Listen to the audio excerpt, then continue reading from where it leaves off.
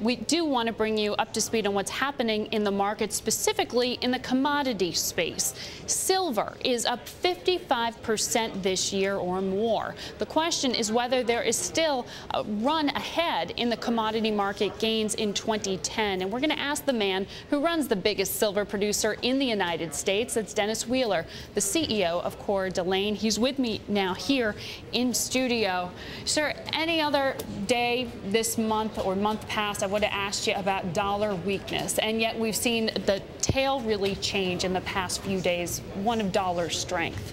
How is that factoring into the price of silver, and whether that's changing your outlook for 2010? Well, clearly it won't change my outlook for 2010. We will continue, I think, to see investor preference for silver and gold ETFs. I think that the dollar will continue to come under some pressure, and these looming debt loads that are being undertaken by the United States and elsewhere, I think, continue to create anxiety that, from our perspective, will not clear themselves in 2010. So that's essentially a bet on a weaker dollar and helping to boost commodity prices. In essence. The significance of the silver ETF, which now is nearly 400 million ounces worldwide, and of course the accumulation of metals as a preference to currencies. So do you think that the prices will continue to gain from here? Because there has been quite an amount of speculation about whether or not there is a bubble in the commodity space.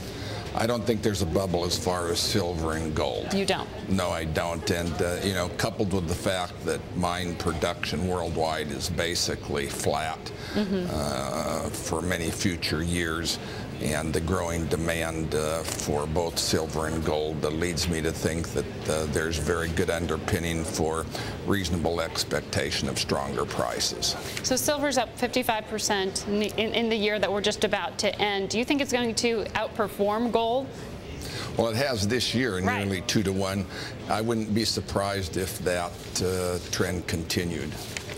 You mentioned the mine space, and I do want to ask you, over this past weekend, we had the elections in Bolivia. You have a mine there. There has been increased conversations and promises by Evo Morales to further nationalize certain commodity spaces and mines, etc. How does that factor into your business in Bolivia right now? Well, our title stems from the government, and we have very strong support with the miners' organizations, the cooperativas. We have a very strong community relations program no matter where we are, and we have navigated the opening of the San Bartolome mine there, which will produce about 8 million ounces of silver this year.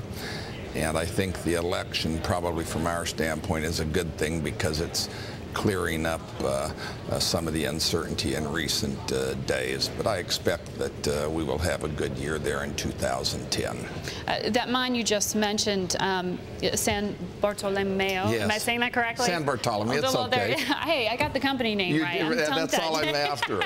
But I do want to ask you, you had recently lowered the production forecast out of that mine by 500,000 ounces of silver. So obviously there is an impact. There is some sort of constraint on production there right now.